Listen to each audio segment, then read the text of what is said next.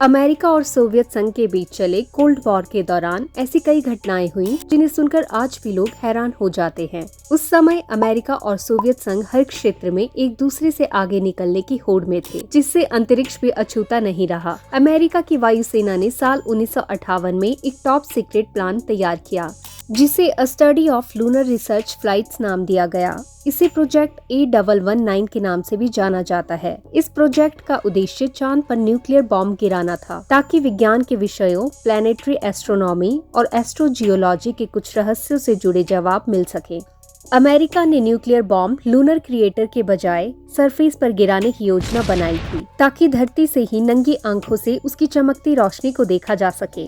ऐसा अमेरिका अपनी ताकत दिखाने और ये साबित करने के लिए करना चाहता था कि उसके पास कितना कुछ करने की क्षमता है, यानी अपने ही देश के लोगों का मनोबल बढ़ाने के लिए ऐसा करने की तैयारी की गई थी, क्योंकि तब सोवियत यूनियन अंतरिक्ष की रेस में जीत हासिल कर रहा था। सोवियत भी इसी तरह के एक प्रोजेक्ट पर काम कर रहा था। हालांकि ये प्रोजेक्ट भी कभी पूरा नहीं हुआ और इसे बाद में रद्द कर दिया गया। प्रोजेक्ट A119 को रद्द करने को लेकर US एयरफोर्स के अधिकारियों ने कहा था कि इसके फायदों से ज्यादा जोखिम है और चांद पर उतरना अमेरिका और इंटरनेशनल लेवल पर लोगों की नजर में अधिक लोकप्रिय उपलब्धि होगी। अगर इस प्रोजेक्ट पर काम होता तो अंतरिक्ष पर सैन्य अड्डा भी बनाया जाता। सोवियत संघ भी ऐसे ही एक प्रोजेक्ट पर काम कर रहा था, जिसका नाम E4 था। हालांकि ये भी सफल नहीं हो सका।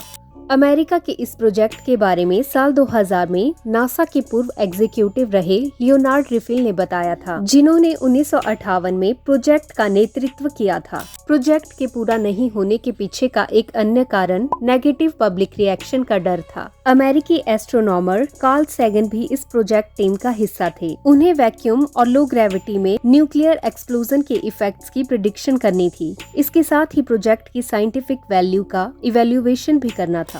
A119 प्रोजेक्ट से जुड़े दस्तावेज करीब 45 साल तक सीक्रेट रखे गए थे। रिफिल द्वारा किए गए इस खुलासे के बावजूद भी अमेरिका की सरकार ने इसमें अपने शामिल होने की बात को आज तक आधिकारिक तौर पर स्वीकार नहीं किया है। लेकिन अमेरिका के मून मिशन को लेकर एक बड़ा खुलासा हुआ है। कुछ खुफिया दस्तावेजों में सामने आया कि अमेरिका की योजना चांद पर न्यूक्लियर एक्सप्लोजन करने की थी। Advance aerospace threat identification program के तहत अमेरिका ने अपने इस मिशन पर भारी भरकम खर्चा किया, लेकिन उसको सफलता नहीं मिली। इन दस्तावेजों में 1600 पेज की रिपोर्ट, प्रस्ताव, कॉन्ट्रैक्ट और मीटिंग की नोट्स को शामिल किया गया है। जब advance aerospace threat identification program के पूर्व निदेशक ने साल 2017 में पेंटागन से इस्तीफा दिया तो लोगों को इसके बारे में पता चला।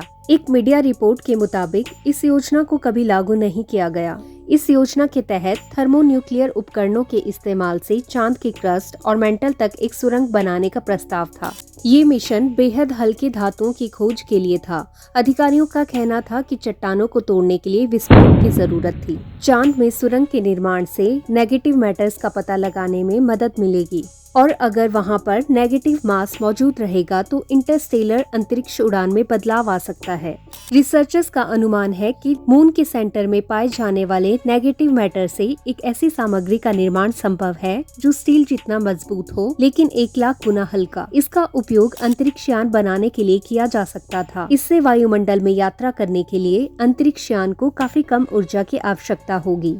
ये पहली बार नहीं है जब अमेरिकी अधिकारियों ने चांद पर परमाणु हमला करने पर विचार किया हो। 1950 के दशक में तैयार किए गए इस प्लान का उद्देश्य चंद्रमा पर परमाणु बम का विस्फोट करना था, ताकि अमेरिका रूस को दिखा सके कि वो स्पेस में क्या कर सकता है।